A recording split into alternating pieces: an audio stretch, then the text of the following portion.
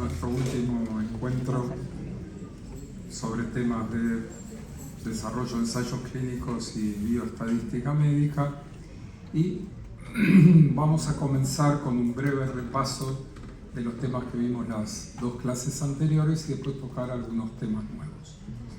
Lo primero que habíamos visto es, cuando nosotros leemos un trabajo, la primera tabla que leemos es lo que se llama la tabla 1, que en general trae la información cuantitativa y cualitativa de la población que estamos analizando. Entonces, primero que habíamos insistido es, cuando nosotros vemos esto, 65 más menos 10, la pregunta es ¿qué podemos deducir de esta población? La respuesta es, si lo expresan como más menos 10, estamos expresando lo que se llama el desvío estándar. Eso quiere decir varias cosas, ¿no? Que el dato es gaussiano, es decir, que se parece a la distribución de Gauss, y que a su vez, con esos parámetros nos podemos dar cuenta cómo es la población. Si ustedes recuerdan, un desvío estándar para arriba y uno para abajo abarcan 34 y 34. Entonces yo diría, el 34% de la población está por debajo de 75 años, porque es un desvío estándar para arriba, y si yo hago para abajo, digo, bueno, un desvío estándar para abajo sería 55, solo hay un 16% de la población que está por debajo de 55 años. Si yo tomara dos desvíos estándar, ya abarco el 95% de la población, entonces sabría que por encima de 75 años, por encima de, sería 85 años, ¿qué porcentaje de la población quedaría? ¿Cuánto? 2.5, perfecto. Entonces ya nos vamos orientando con esta distribución gaussiana, ¿sí? Un desvío estándar, dos desvíos estándar. Muy bien. Si yo les preguntara también qué porcentaje tiene menos de 45 años, ¿qué dirían ustedes? También, bien. Entonces ya hicimos la primera interpretación. Vamos a suponer que los datos están expresados como mediana, intervalo, intercuartilo. Yo ya cuando veo que dice intervalo, intercuartilo o rango intercuartilo, a veces pone R y C, me está diciendo muchas cosas. ¿Qué puedo deducir de esta población? Lo primero es que si lo expresan de esta manera no es gaussiano. Entonces estamos informando de una población no gaussiana y por eso es correcto mediana, intervalo, intercuartilo, que son medidas de posición, estrictamente. La mitad tiene menos de 65, la mitad tiene más de 65, eso es lo que quiere decir la mediana. Y los intervalos intercuartilos abarcan la población dividida en 4 exactos. Entonces, entre 57 y 65 estaría una cuarta parte de la población, una cuarta parte entre 65 y 69. Y yo les preguntara, ¿qué porcentaje de la población tiene más de 69 años? 25%. Perfecto. Entonces, conocemos entonces los criterios de cuartilo. Habíamos visto también este diagrama que se llama diagrama de caja y bigote, que lo que muestra es la línea, no sé si alcanza a ver el mouse que estoy intentando mover, no. Sí, a ver ahí. ¿Se ve el mouse? Sí. Bien. Entonces la línea que está en el medio es lo que representa la mediana. El límite superior del T cuadrado o rectángulo es el cuartilo superior, cuartilo inferior. ¿Ustedes lo ven simétrico o asimétrico? Asimétrico. Asimétrico. Es un dato que no es gaussiano y se grafica de esta manera. Eso se llama caja y bigote, serán los dos palos que van para arriba, que van hacia el máximo y el mínimo. Entonces esta es la mediana, cuartilo superior, cuartilo inferior, diagrama de caja y bigote, o en inglés se llama whisker plot. Bien. Hasta acá vimos datos cuantitativos. No hay otra forma de expresar datos cuantitativos salvo estas dos. O medio y estándar o mediano, intervalo, intercuartilo. Raramente se expresan de otra manera. Luego tenemos las variables cualitativas que se expresan con porcentaje, la mortalidad, el sexo, la patología, etc. Entonces, 67% de varones, etc. Y generalmente algunos trabajos lo expresan como intervalo de confianza del porcentaje. Entonces, bueno, la mortalidad fue 6% en esta muestra, pero nos dice el intervalo de confianza va de 4 a 8. Ese intervalo de confianza, el 95%, lo que nos quiere expresar es que tuvieron que hacer un cálculo estadístico para ver qué nivel de certeza tienen sobre la base del número de casos. Esta era la fórmula, que parece una fórmula muy extraña, pero que es una forma bastante sencilla, donde el error estándar se calcula P, que sería la probabilidad 1 menos P, probabilidad menos, bueno, 20%, 20 por 100 menos 20 sería 80, dividido por N, eso nos da el error estándar. Ejemplo, por ejemplo, aquí, tenemos un 20% de mujeres. Si el 20% de mujeres, 100 menos 20, 80% serán varones. Tenemos 400 casos, entonces 80 por 20 serían 1600, dividido 400 me da 4, la raíz cuadrada de 4 es 2, 2 sería el error estándar, 2 errores estándar para arriba, 2 errores estándar, intervalo de confianza. Bueno, es un lío bárbaro, pero lo que esto nos quiere decir, independientemente de cómo calculemos, porque los programas lo calculan solo, es que yo puedo afirmar con un 95% de certeza, o dicho de otra manera, con un 5% de error, que el verdadero porcentaje de mortalidad de esta enfermedad está entre 4 y 7, 4 y 6. Entonces, supongamos que ustedes están en una unidad coronaria en otro lugar y tienen 8, pues decir, che, tenemos más mortalidad que esta gente, ¿no es cierto? Bueno, acá puse, sería 5, 4 y 6, bueno, mal expresado. ¿Por qué? Porque no coincido con el otro, porque el 95% de certeza es ese nivel que expresamos. Bien. Sería repaso 1. Vamos al repaso 2. Hasta acá estuvimos hablando de estadística descriptiva. Muy bien. Y acá nos decidimos a comparar. Nosotros tenemos la estadística descriptiva y la estadística inferencial. Infiere sobre la base de las hipótesis si hay diferencia o no hay diferencia. Por ejemplo, yo me puedo preguntar si es diferente o similar la prevalencia de diabetes en varones y mujeres en una determinada población, o en los ensayos de intervención, si hay diferencia en eventos con droga o placebo. Para el análisis estadístico se establece lo que se llama la hipótesis de nulidad. La hipótesis de nulidad es que no hay diferencias. Entonces yo digo, bueno, supongamos un estudio de tratamiento, droga versus placebo, digo, la hipótesis de nulidad es no hay. Cuando yo encuentro resultados y veo diferencia, hago un test, y si el test me dice hay significación entre el tratamiento y el placebo, yo rechazo la hipótesis de nulidad. Esta es la forma como se plantea el análisis estadístico. Yo rechazo o no rechazo la hipótesis de nulidad. Supongamos que nos diera así, digamos, 10% de eventos con droga, 16% en placebo. Hay 6 puntos de diferencia y la P me da significativa. Entonces yo rechazo la hipótesis nula y por lo tanto me inclino por la hipótesis alternativa. ¿Cuál es la hipótesis alternativa? Que la droga en este caso es mejor que el placebo. La hipótesis nula es que la droga es igual que el placebo. Bien. ¿Puedo cometer un error? Y sí, porque yo digo la P me dio 0,05. ¿Qué significa esa P? Que la probabilidad de equivocarme, si yo digo que hay diferencia, es menor del 5%. Eso es lo que quiere expresar la P. Realmente no es exactamente textual, pero esencialmente es eso. Esa probabilidad de equivocarme es lo que se llama el error alfa. El error alfa es similar al nivel de P.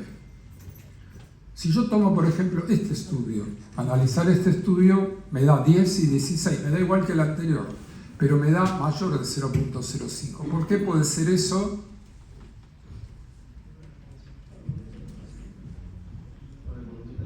Exacto, por el tamaño de la muestra, pero si son los mismos porcentajes, uno me da significativo y el otro no, es porque uno tiene más paciente que el otro. Bien, no hay ninguna otra posibilidad. Muy bien, entonces me dio mayor de 0.05. ¿Qué significa? Que no puedo rechazar la hipótesis de nulidad con un 95% de confiabilidad. Por lo tanto, al no rechazar la hipótesis de nulidad, digo, no hay diferencia entre los dos grupos, a pesar de que hay diferencia, 16 a 10, pero esa diferencia puede ser atribuida al azar en más del 5% de las veces, y por lo tanto eso lo llamo estadísticamente no significativo. Cuando yo hago esta afirmación, también puedo estar incurriendo en un error. Cuando digo hay diferencia significativa, puedo estar incurriendo en un error alfa. que me lo da la P. Cuando digo no hay diferencia significativa, puedo estar incurriendo en lo que se llama un error beta. El error beta se calcula a priori del trabajo y se puede analizar sobre la base del trabajo. ¿Qué sería el error alfa? El error alfa sería la P que vamos a considerar significativa, 0,05, 0,01, 0,001. Bien. ¿Qué quiere decir esto? Y lo repito, si yo digo que hay diferencia significativa menor de 0,05, la posibilidad de cometer un error y que en realidad fueran iguales, si yo estoy equivocado, es del 5%, es decir, 1 en 20. ¿Me puedo equivocar? Sí, me puedo equivocar, 1 en 20. Y por ahí justo me tocó ese trabajo, que es el 1 en 20, bueno, y voy a decir algo que es incorrecto. Eso es la incertidumbre de la estadística, no puedo estar seguro. Bien. Entonces, la P que se considera significativa, y reiteramos, es eso. Bien. Ahora viene el tema del error beta, que por ahí es un poquito más oscuro, y habíamos mostrado este ejemplo. Una población de 200 pacientes donde hay un riesgo del 15% en el grupo placebo y 10% de droga y no hay diferencias significativas. ¿Cómo informo yo este estudio? Bueno, informo eso. Observé 15% en el placebo de eventos versus 10% en el grupo droga, pero esta diferencia no puedo atribuirla más que el azar porque no me dio significativo. Hago el mismo estudio en 400 pacientes, me da exactamente igual y otra vez digo lo mismo. Y cuando hago el estudio en más pacientes, ahí encuentro que me da significativo. Entonces yo en la última vez digo, 15 a 10, hay diferencia significativa. Tengo menos del 5% de probabilidad de equivocarme al decir que hay diferencia. Pero me decís, pero vos ya hiciste los 2 estudios y los 2 estudios pasados me dijiste que no había diferencia. Bueno, me equivoqué. ¿Por qué? Porque tenía poco poder, porque estaba cometiendo mucho error beta, porque tenía pocos pacientes. Ese es el concepto de error beta. El error beta es algo que uno quiere evitar y por lo tanto decide una muestra suficiente para evitarlo. Entonces, ¿qué errores beta se utilizan en la práctica cuando ustedes diseñan un trabajo? Un error beta es 0,2, que sería 80% de poder, o 10% de error, que sería 90% de poder. Eso se traduce en que si yo tengo un 90% de poder para detectar esa diferencia que estoy buscando, supongamos esta de 15 a 10, si yo hago 10 estudios con ese número de pacientes, 9 voy a encontrar diferencias significativas, si existe esta diferencia. Uno me va a dar 16 a 10, otro me va a dar 17 a 8, otro por ahí me da 14 a 11. Porque hay azar, ¿no es cierto? Alguna vez por ahí no encuentro diferencia. Pero eso es lo que llamamos el poder de un ensayo. Cuando ustedes terminan un ensayo, ustedes diseñan el ensayo para un poder determinado. Y cuando se hace un calculito y le dicen cuántos pacientes necesitan. Pero a veces no sale como ustedes lo pensaron y pierden poder por diferentes motivos. ¿Bien? Eso se analiza en el contexto del ensayo, pero este por lo menos es el concepto. Entonces, como habíamos comentado, yo haciendo diferentes estudios, la probabilidad de afirmar que no hay diferencias es lo que llamo el error beta. Entonces, el poder es la capacidad de evitar ese error beta. Como decía antes, generalmente se utilizan poderes del 90% o del 80%. Ya lo que se llama poder del 50%, quiere decir que si hago 2 estudios, uno me va a dar y el otro no, que es bastante azaroso, y eso es lo que se llama un estudio piloto. Muy bien. Repaso 2. ¿Vamos bien con el repaso? Vamos repasando. Vamos al repaso 3.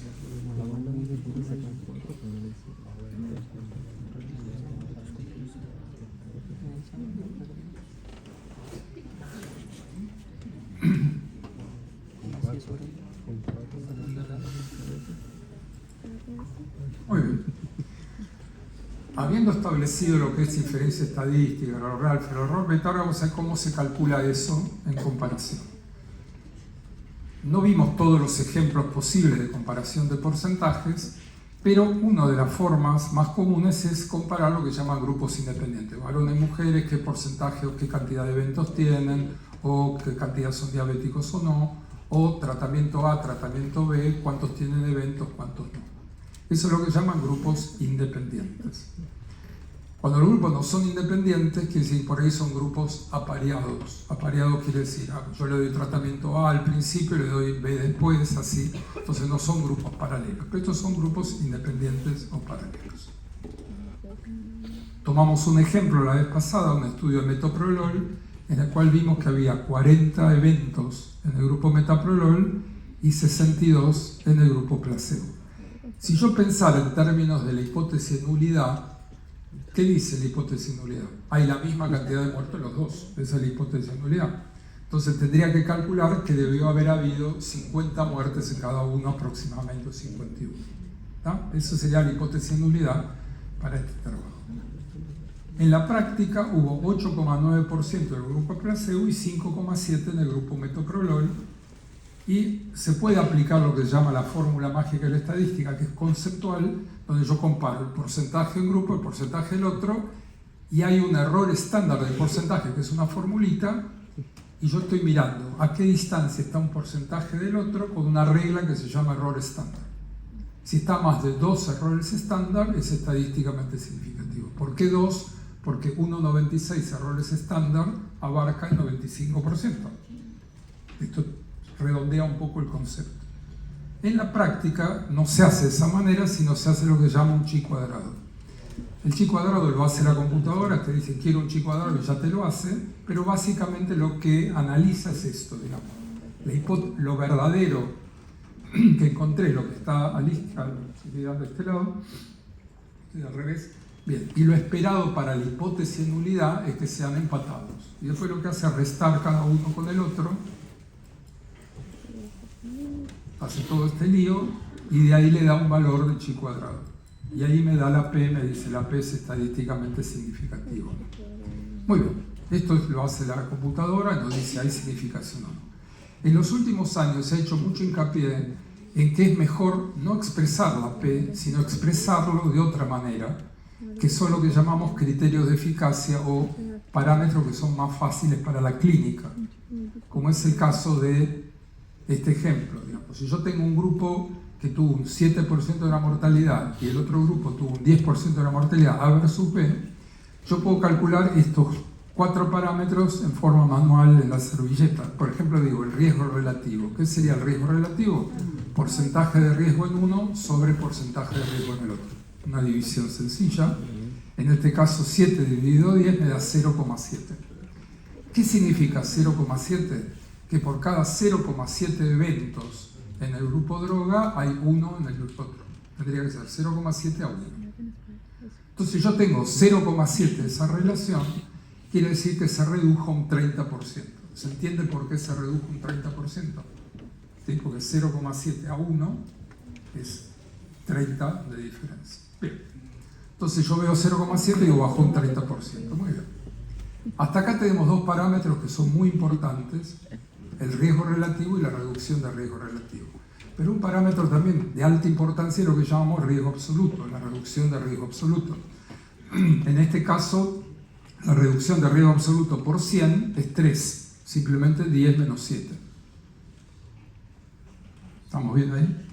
Quiere decir que cada 100 pacientes que trato va a haber 3 eventos menos o 3 muertos menos.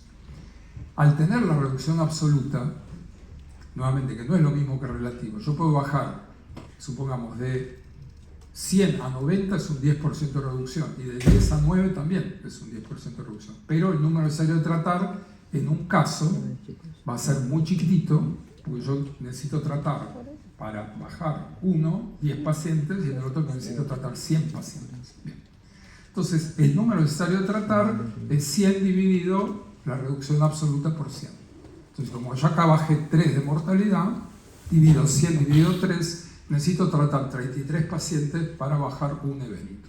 Eso tiene mucha importancia en términos de farmacoeconomía, porque si yo necesito tratar 330 pacientes para reducir un evento, me sale 10 veces más caro que si necesito 33 y 10 veces más caro que necesito 3. ¿De acuerdo? Entonces eso es muy importante para saber el impacto que eso puede tener sobre los bolsillos del sistema. Una vez que yo calculo este elemento, que se puede calcular manualmente, los programas estadísticos lo que hacen es calcular el intervalo de confianza, qué margen de error tengo. Entonces habíamos visto este ejemplo que dice, ustedes ven una línea de 1 ahí, la línea de 1 es la hipótesis de nulidad. La hipótesis de nulidad es que los dos tienen el mismo riesgo relativo, si es 10 y 10 es 1, ¿no? Si es el mismo a los dos. Acá me dice el riesgo relativo es 0,80. Quiere decir que una reducción del 20%. Ahí vamos bien. Y acá tengo otro, y ya ven que el cuadrado es más grande, que indica que tuvo más pacientes, que también tiene una reducción del 20%. Cuando calculo el intervalo de confianza, el de arriba me dice que va de 0,54, tendría que ser el dibujito también. Muy bien. Va 0,80, va de 0,54 a 1,24. ¿Cómo lo expreso conceptualmente? ¿Qué resultado te dio? Ah, mira, yo tuve un 20% de reducción de evento. ¿Y estás seguro de eso? Mira, a mí me da, puede bajar un 46% o aumentar un 24%. Ah, entonces no te dio significativo. ¿Por qué no te dio significativo? Porque yo no estoy seguro si baja o sube. ¿De acuerdo? ¿Por qué? Porque cruza el 1. ¿Queda claro? Cruza la hipótesis de nulidad. Muy bien, entonces ya gráficamente me doy cuenta que esto no es significativo. Este otro estudio de abajo me informa 0,80 de 0,70 a 0,92. Igual, ¿qué te dio esto? Mira, yo encontré un 20% de reducción, pero va de un 30% de reducción a un 8% de reducción. Ah, entonces estás seguro. Y sí, estoy seguro, más del 95% de certeza de que esto es estadísticamente significativo. Entonces, en general se trata de mostrar los resultados a través de un parámetro clínico, puede ser reducción riesgo relativo, número tal, y su intervalo de confianza. El de arriba no es significativo, y habíamos visto esto. ¿Cómo lo llamarían a ustedes esto?